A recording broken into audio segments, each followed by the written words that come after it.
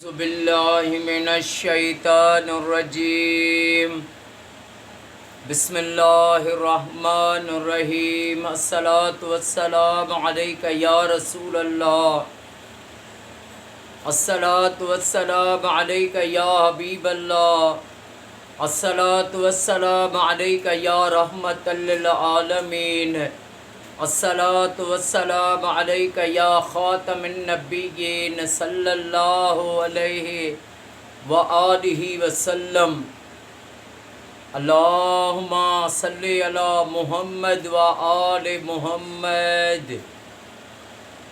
جو بھی میرا بھائی میری بہن میری اس ویڈیو کو دیکھے، اللہ پاک امام سجاد امام زین العابدین علیہ الصلوۃ والسلام کے صدقے اس کی تمام پریشانیاں دور فرمائے اور اس کی ساری فیملی کو سدا شاد و آباد فرمائے۔ امام مولا امام جعفر صادق علیہ الصلوۃ والسلام کا پاک فرمان ہے کہ زیادہ صلوات پڑھنے سے، زیادہ درود صلوات پڑھنے سے دین مضبوط ہوتا ہے۔ اللہم صلی علی محمد و آل محمد۔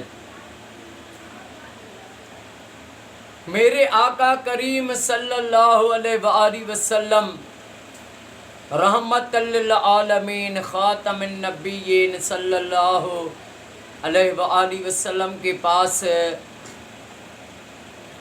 ام مالک انصاریہ آئی۔ آقا کریم صلی اللہ علیہ وآلہ وسلم نے اس کو گھی کی ایک جیسے کپی ہوتی ہے وہ دی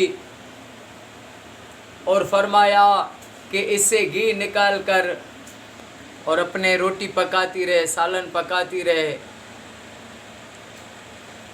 تو وہ جب لے گئی اپنے گھر میں، جب بھی سالن پکائے، جب بھی روٹی پکائے تو اسے درود شریف پڑھے اور گھی نکالے، اور یہ سلسلہ چلتا رہا۔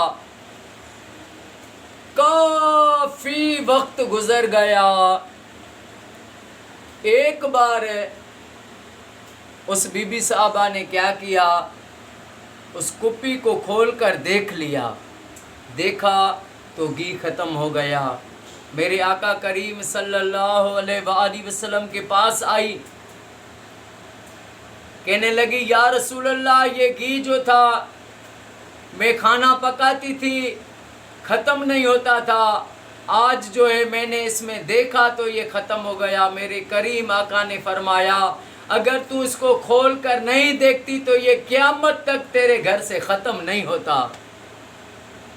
سبحان اللہ، لبیک یا سیدی یا رسول اللہ۔ حضرت ابو ہریرہ رضی اللہ تعالی عنہ، جن کی بہت حدیثیں کے راوی ہیں، وہ فرماتے ہیں کہ ایک بار میں نے آقا کریم صلی اللہ علیہ وآلہ وسلم کی بارگاہ میں عرض کیا یا رسول اللہ، میں جو قرآن پڑھتا ہوں، حدیثیں سنتا ہوں، وہ بھول جاتا ہوں۔ تو میرے آقا کریم صلی اللہ علیہ وآلہ وسلم نے فرمایا یہ جو تیرا رومال ہے اس کو بچھا دے۔